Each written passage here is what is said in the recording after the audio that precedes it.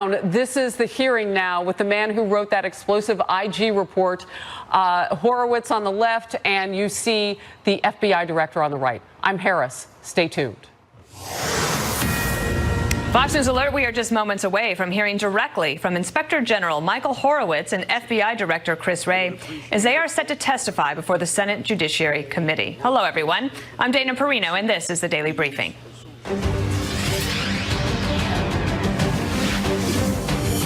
Horowitz and Wray will be taking questions publicly for the first time since the release of the report into the FBI's handling of the investigation into Hillary Clinton's emails. This as the immigration battle is coming to a head. Critics from both sides of the aisle lashing out at the White House policy that is separating some families at the border. But the president earlier today placing the blame on Democrats.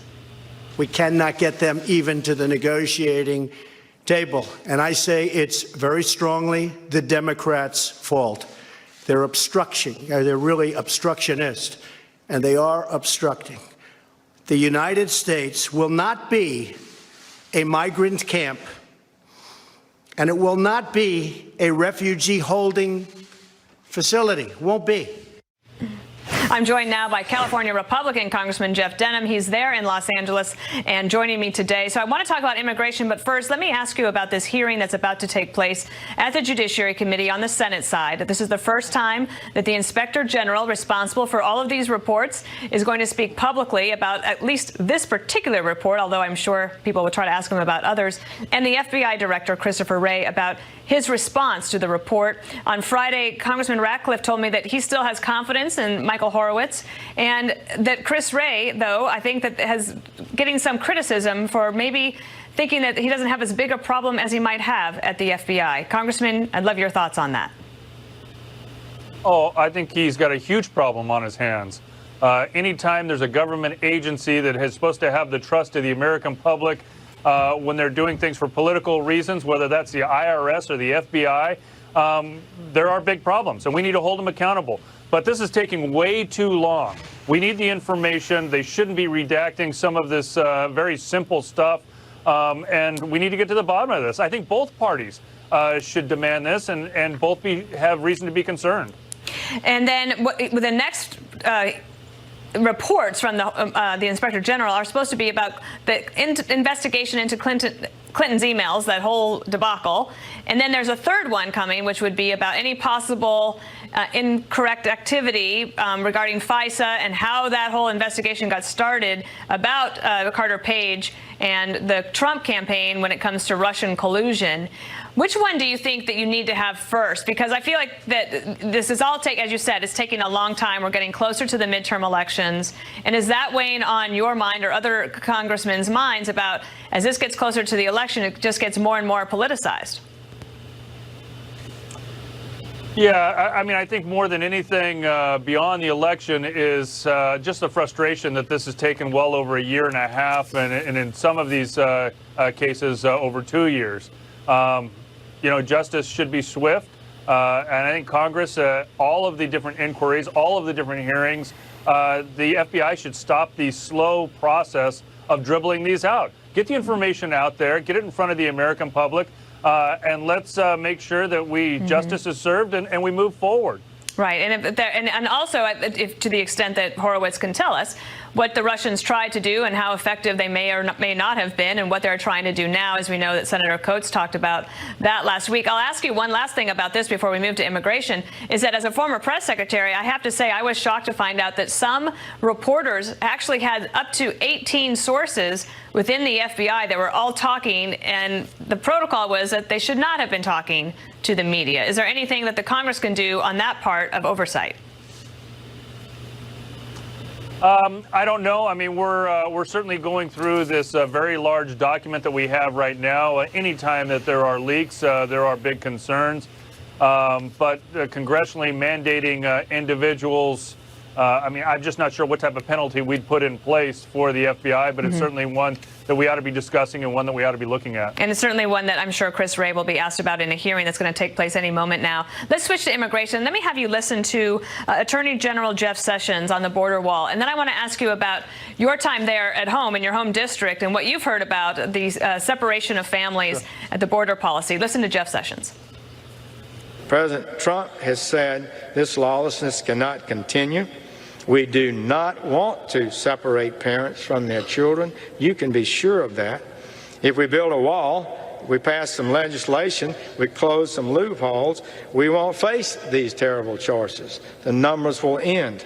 We will have a system where those who need to apply for asylum can do so, and those who want to come to this country will apply to enter lawfully. Congressman, your thoughts. Would you like this policy to end sooner than later, even if the legislation and the push this week to pass the bills on Capitol Hill is not successful? Absolutely. This is something that we have to have resolved. The challenge is this is current law. This was based on a court decision that happened under the previous administration. The only difference is this president is actually adhering to the law. So Congress needs to do its job. If you don't like the laws that are on the books right now, we have the ability to change them, and we've got to do it now. This week is a great opportunity. Hopefully, it is a bipartisan opportunity, but ultimately we're going to fix this. But the zero tolerance policy was done by the executive. And if these bills don't pass, in which, I hope that Congress does something as well, but the chances of it getting done and getting done quickly are probably pretty slim. And in the meantime, are your constituents telling you that they would like to see something done before then, because the executive has the power to do that? Yeah, I mean, certainly we could see an executive order. We'd want to see what the constitutionality of that is, but we do believe that the president can certainly not adhere to certain laws that he doesn't want to adhere to. I think the big change, though, is if you're going to keep kids with parents, that you have to have either a couple different things either have to happen. Either you have to turn them away at the border, send them back to their home country, have a new detention policy and detention facility that allows due process quickly, where children are staying with their parents in this new facility, or what some are advocating for is just open borders and just say, come on in and come back later, hopefully, and we'll give you a new court date. People will have a very hard time making that last point. I don't hear a lot of them, but there's a straw man out there that says that they do. And I know that you'll be back voting on this legislation this week, so have a safe trip back to D.C. Thanks, Congressman. Thanks, Dana. Now let's bring in Marianne Marsh, former senior advisor to Secretary John Kerry, and Chris Stirewalt, Fox News politics editor and the editor of Halftime Report. Chris, let me start with you, because right before I came down, I saw that Senator Manchin of West Virginia has decided to go with the Democrats on this issue, on the separation issue. What does that tell you about how difficult this might be for Republicans to weather? Well, he's going to go with some Republicans, too, on this issue. You could hear from Congressman Denham, the Republicans want to come down on the side of law and order. They want to come down on the side of border security. They want to come down on the side of all of this. But this is a horror show. This is a horrible look for them. Even the people who agree with the underlying policy are now being reminded of the political consequences. So even if you could get to a point where you were morally or ethically said this is what's necessary and this is appropriate, the political consequences start to stack up and it starts to change people's minds. Marianne, the president is going to blame Democrats no matter what, but he does want to try to get this legislation passed this week that would address this as well. Do you think that Democrats might be willing to meet him halfway on that issue and try to allow for some border security in exchange for other pieces of the immigration reform bill, including ending this separation policy that they want? No, because there's no reason to conflate these two issues. You don't have to separate children from their families to protect this country, period, end of sentence, when it comes to immigration. Quinnipiac has already come out with a poll in the last hour. In good faith and acting in a fashion that has interest in service of the country, and people who are interested in narrow, hackery, partisan, blah-blah-blah. And we'll get this will be a good sheep and goat separator today.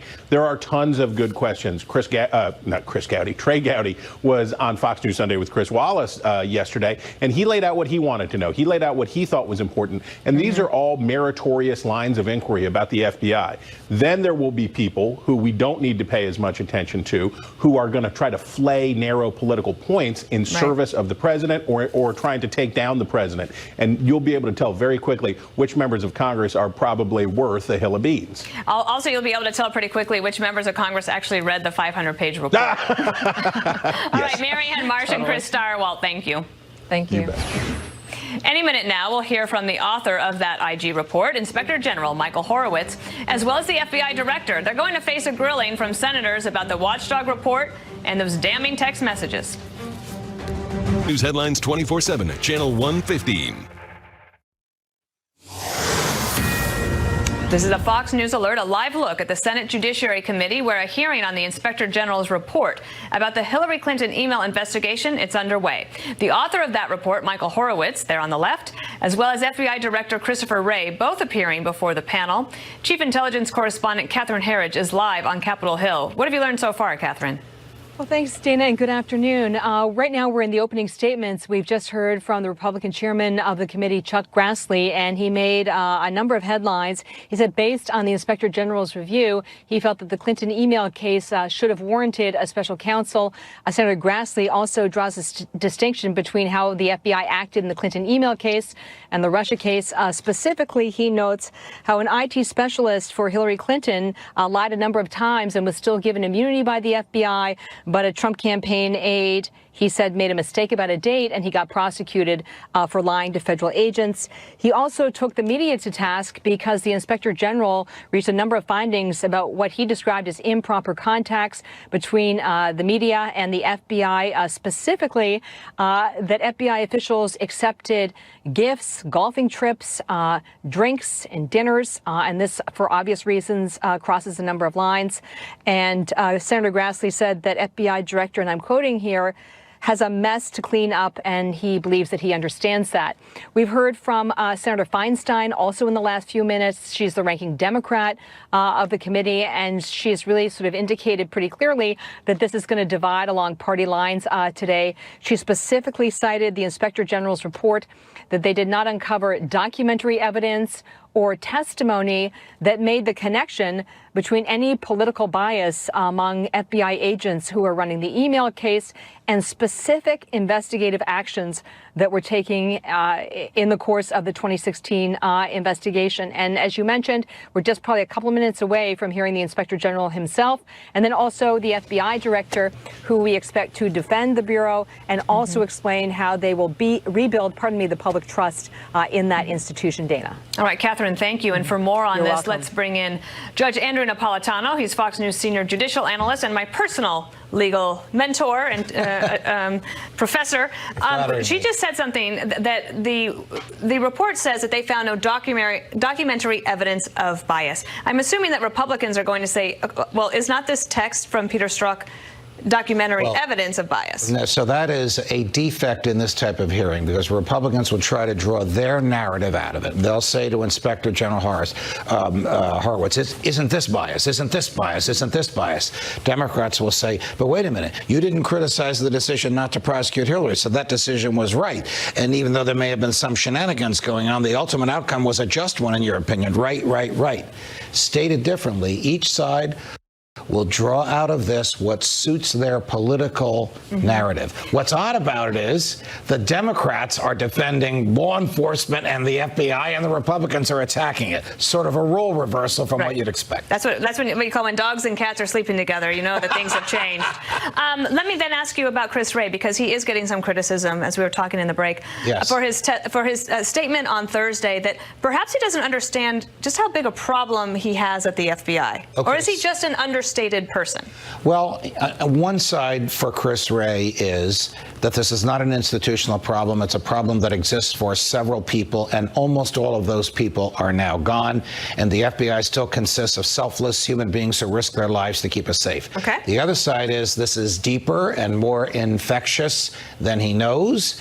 And people there may very well be allowing their political opinions to guide their law enforcement judgment, and he needs to make sure that that doesn't happen again, and he can't act like everything is rosy. So those are the two sides of him.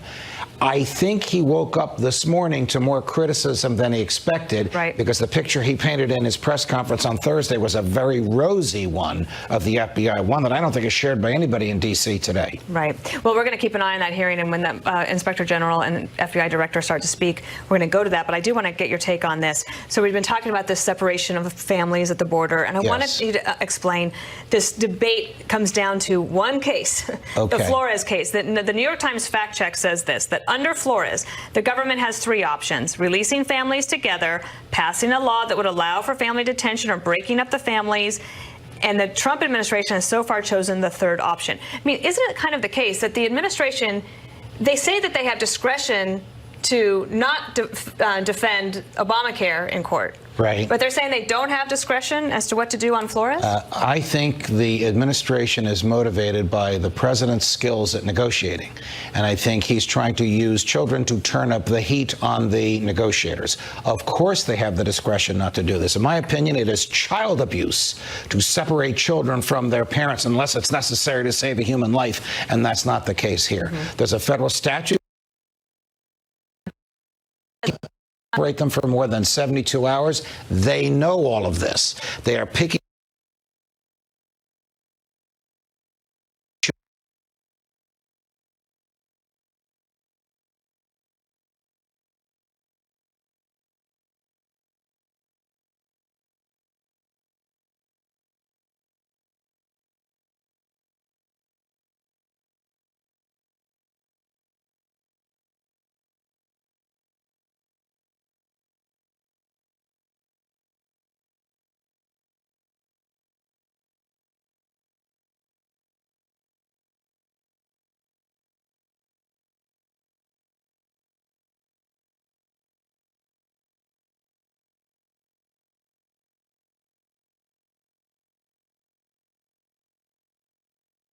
And what he's trying to do is discourage people from breaking the law. That's the fundamental rule here. Let's not forget that if parents don't bring their children and cross over illegally, they're not separated. So if they don't become criminals, they're not separated. It's a very harsh thing. Nobody in America wants to see children torn from their families. This president doesn't want to see that. The Congress can change the law, but this president is going to use every device possible to make sure that we secure our borders, get the wall. David, do you mind if I interrupt you just for a moment? Certainly. Because Michael Horowitz is about to speak, and we'll come back to you in just a moment. Please hold. Sure. Our 500-plus page report provides a thorough, comprehensive, and objective recitation of the facts related to the department's and the FBI's handling of the Clinton email investigation. It was the product of 17 months of investigation.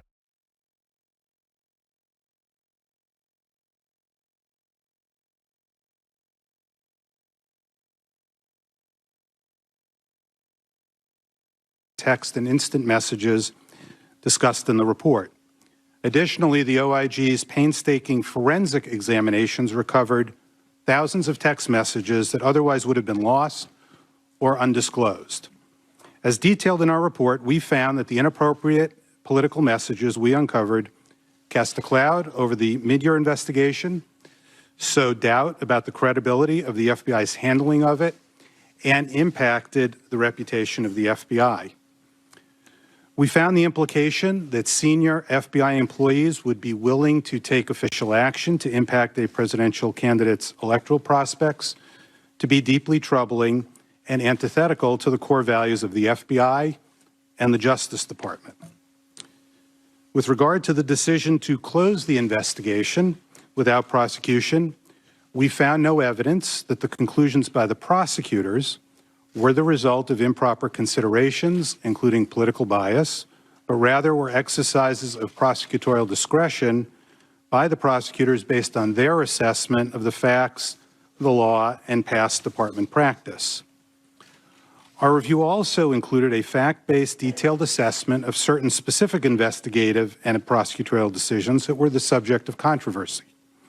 It was necessary to select particular investigative decisions because it would not have been possible to recreate and analyze every decision made in a year-long investigation. In examining these decisions, the question we considered was not whether a particular decision was the most effective choice, but rather whether the documentary and testimonial evidence indicated the decision was based on improper considerations, including political bias. This approach is consistent with the OIG's handling of such questions in past reviews when assessing discretionary judgment calls, and recognizes and respects the institutional oversight role of the OIG. Our report provides a comprehensive assessment of these decisions and of the mid-year investigation and details the factual evidence so that the public, Congress, and other stakeholders can conduct their own assessment of them. Within this framework, as to the specific investigative and prosecutive decisions we reviewed, we did not find documentary or testimonial evidence that improper considerations, including political bias, directly affected those specific decisions, in part because the decisions were made by the larger mid-year team or the prosecutors.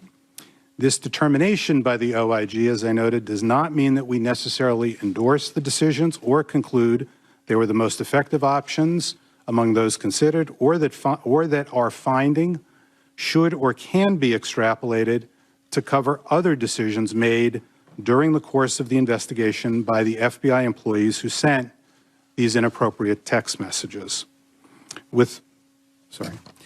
Conversely, we found the FBI's explanations for its failures to take immediate action after discovering the Wiener laptop in October 2016 to be unpersuasive, and we did not have confidence that the decision of Deputy Assistant Director Strzok to prioritize the Russia investigation over following up on the Wiener laptop was free from bias in light of his text messages. We also found that in key moments, then FBI Director Comey clearly departed from FBI and department norms, and his decisions negatively impacted the perception of the FBI and the Justice Department as fair administrators of justice. Director Comey concealed from the Attorney General and the Deputy Attorney General his intention to make a unilateral announcement in July 2016 about the reasons for his recommendation not to prosecute former Secretary Clinton. His July 5th statement included inappropriate commentary about uncharged conduct, announced his views on what a quote-unquote reasonable prosecutor would do, and served to confuse rather than clarify public understanding of his recommendation. In late October, he again acted without adequately consulting department leadership and contrary to important department norms when he sent a letter to Congress announcing renewed investigative activity days before the election. There are many lessons to be learned from the department's and the FBI's handling of the mid-year investigation. But among the most important is the need to respect the institution's hierarchies and structures and to follow established policies, procedures, and norms, even in the highest profile and most challenging investigations. No rule, policy, or practice is perfect, of course, but at the same time, neither is any individual's ability to make judgments under pressure or in what may seem like unique circumstances. When leaders and officials adhere to bedrock principles and values, the public has greater confidence in the fairness and rightness of their decisions, and those institutions' leaders better protect the interests of federal law enforcement and the dedicated professionals who serve us all. By contrast, the public's trust is negatively impacted when law enforcement officials make statements reflecting bias, when leaders abandon institutional norms and the organizational hierarchy in favor of their own ad hoc judgments, and when the leadership of the department and the FBI are unable to speak directly with one another for the good of the institutions. Our report makes 9 recommendations, most of which can be tied together through a common theme, that the FBI and the Justice Department remain true to their foundational principles and values in all their work. That concludes my prepared statement. I'd be pleased to answer the committee's questions. Dr. Ray. Thank you, Mr. Chairman, Ranking Member Feinstein, members of the committee. I appreciate this opportunity to discuss the FBI's response to the report by the Justice Department's Office of Inspector General about the DOJ and FBI's activities in the run-up to the 2016 election. I take this report very seriously, and we accept its findings and its recommendations. We're already addressing these recommendations in a number of ways and are determined to emerge from this experience better and wiser. Our mission at the FBI is to protect the American people and uphold the Constitution. And to carry out that mission, we're entrusted with significant authority, so our actions are subject to close oversight by the Congress, by the courts, and by independent entities like the Inspector General. That oversight, in my view, makes the FBI stronger as an organization and makes the public more safe. And so I appreciate the Inspector General's work in conducting this important review. Although the report did not find any evidence of political bias or improper considerations ultimately impacting the investigation under review, the report did identify errors of judgment, violations of or disregard for policy, and decisions that, at least in the benefit of hindsight, were certainly not the best choices. So I'd like to briefly summarize what we're doing to respond to those findings and recommendations. First, we are going to hold accountable any employee for potential misconduct. We have already referred conduct highlighted in the report to our Office of Professional Responsibility, OPR, which is the FBI's independent disciplinary office. We're going to adhere to the disciplinary process that office has fairly, but without delay. And once all the steps in that process are complete, we will not hesitate to hold people accountable. Second, we're going to make sure that every FBI employee understands the lessons of this report through in-depth, focused training, starting first at the top with all of our senior executives from around the world, and then every FBI employee, to make sure that we do not repeat the mistakes identified in this report. Third, we're going to make sure that we have the policies, the procedures, and the training needed for everyone to understand and remember what is expected of all of us. That includes things like drilling home the importance of objectivity and avoiding even the appearance of potential bias or conflicts of interest in our work, ensuring that recusals are handled appropriately and correctly and are clearly communicated to the right people, making all employees fully aware of our new policy on contacts with the news media, which I issued last November, and making clear that we will not tolerate noncompliance with that policy. Ensuring that we follow all DOJ policies about public statements on ongoing investigations and uncharged conduct, and ensuring that our employees adhere strictly to the policies and procedures we have on the use of FBI systems, networks, and devices. I've also directed our Associate Deputy Director, who's the number 3 official in the organization, to lead a very focused review of how the FBI handles particularly sensitive investigations, how they're structured, staffed, supervised, so that every sensitive investigation can be conducted to the FBI's highest standards. The OIG's report makes clear that we have significant work to do. And as I said, we're going to learn from the report and be better as a result. At the same time, I want to emphasize that this report is focused on a specific set of events back in 2016 and a small number of FBI employees connected with those events. Mistakes made by those employees do not define our 37,000 men and women and the great work they do every day. Nothing in this report impugns the integrity of our workforce as a whole or the FBI as an institution. I want to be very clear with this committee about the FBI that I've been able to see up close every day in the 10 months since my confirmation hearing before you all. I've been meeting with employees from over 30 of our field offices, from LEGAT offices overseas, from every headquarters division, and over and over and over again, I hear incredible stories, remarkable, inspiring stories about the work our men and women are doing to protect the American people and uphold the Constitution. This year alone, we've rescued over 1,300 children from child predators. We've arrested more than 4,600 violent gang members in just the past several months. In the past several months, we've disrupted terrorist attacks ranging from the pier in San Francisco to a crowded shopping mall in Miami. I could go on, but the point is that the FBI's men and women as a whole are doing all this work with the unfailing fidelity to our Constitution and laws that it demands, the bravery that it deserves, and the integrity that the American people rightly expect. As I've been trying to say since my confirmation hearing, at every opportunity, I am committed to doing this job by the book, and I expect all our employees to do the same in every respect.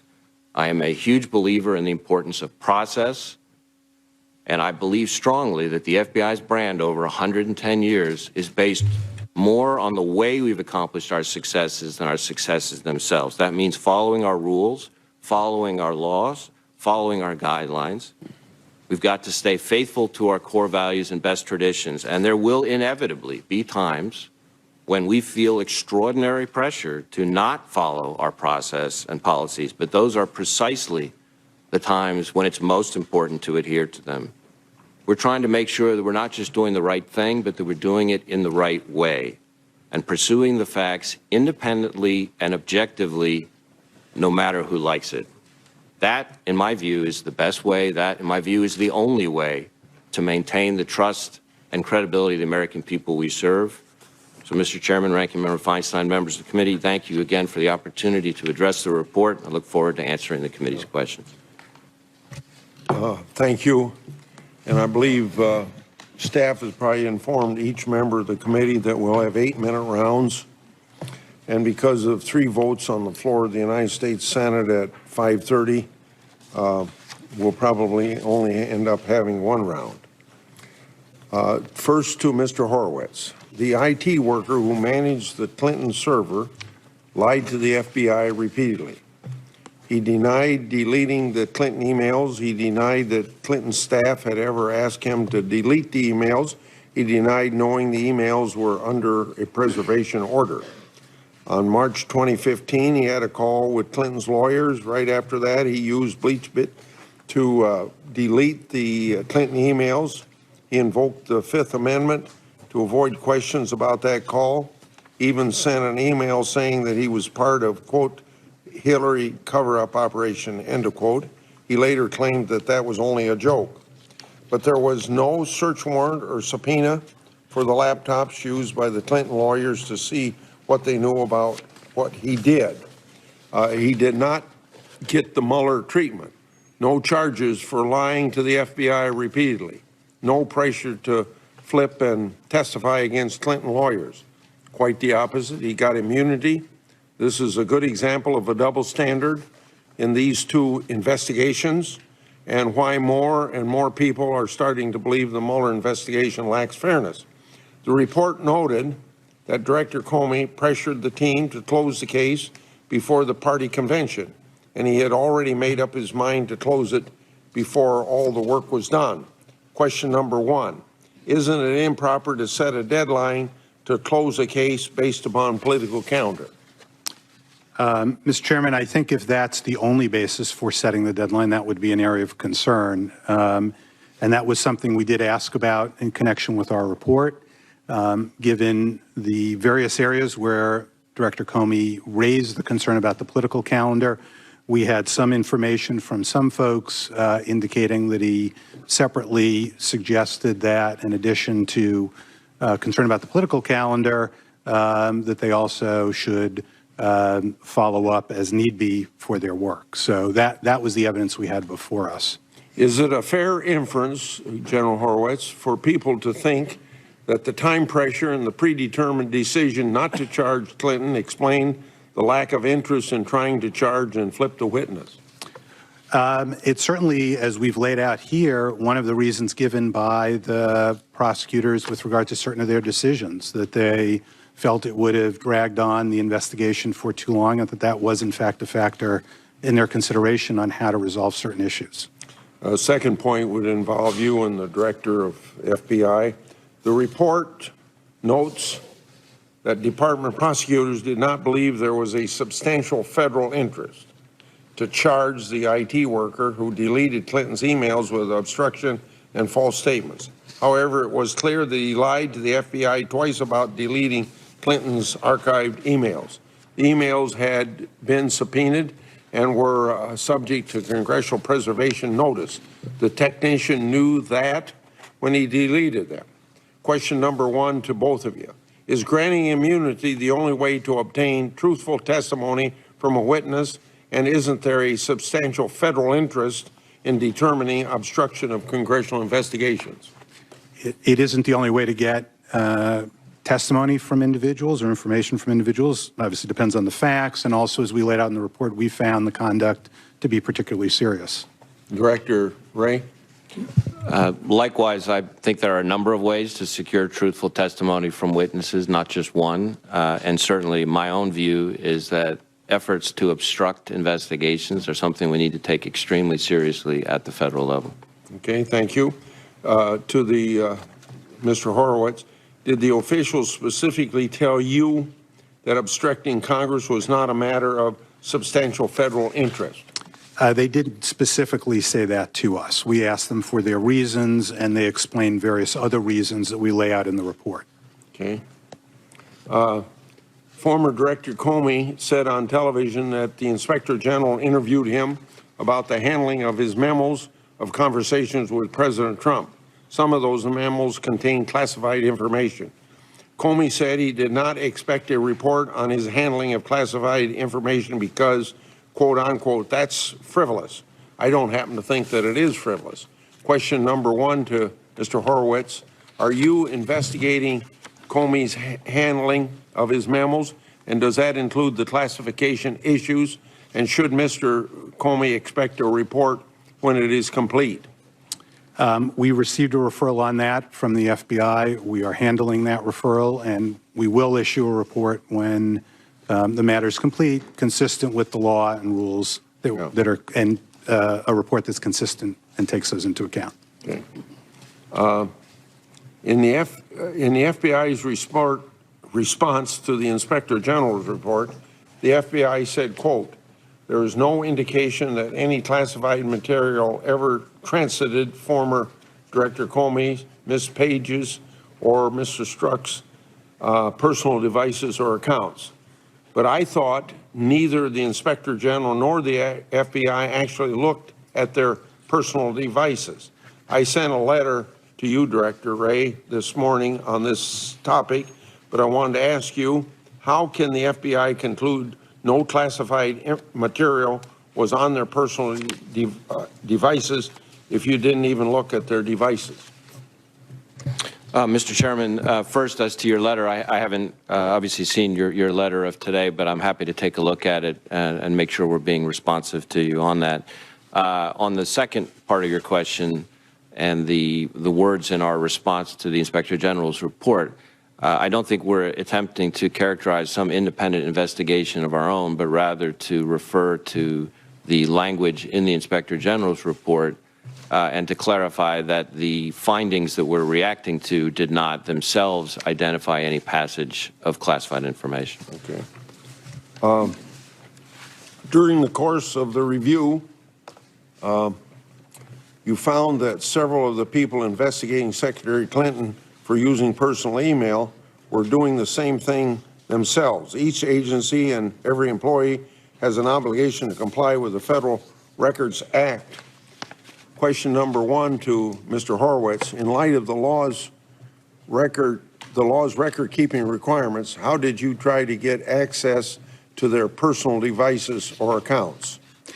One of the challenges we had, as we note in the report, is that to gain access to personal emails would have required either a grand jury subpoena or a search warrant, given the facts of this case. And so we were limited, because our administrative subpoena authority doesn't cover this, to ask for voluntary cooperation. We were given oral representations. We were not given access to the email accounts. Yeah. So I don't go over my 8 minutes. I think I'll reserve my 24 seconds. Senator Feinstein. Thanks very much, Mr. Chairman. During the 2016 presidential election, in addition to investigating Hillary Clinton's use of a private email server, the FBI was actively investigating whether the Trump campaign was coordinating with Russian officials to influence the election. Although the FBI revealed the existence of the Clinton investigation to the public, it kept the existence of the Trump campaign investigation secret. Director Comey made several public statements about the Clinton investigation during the election. Was there any information about anyone making public statements about the Trump campaign investigation during the election? I'm not aware of any, and we lay out here the discussion about whether or not to speak to that issue. There were also several leaks to the press about Clinton investigations during the election. Was there any evidence of leaks to the press about the Trump campaign investigation during the election?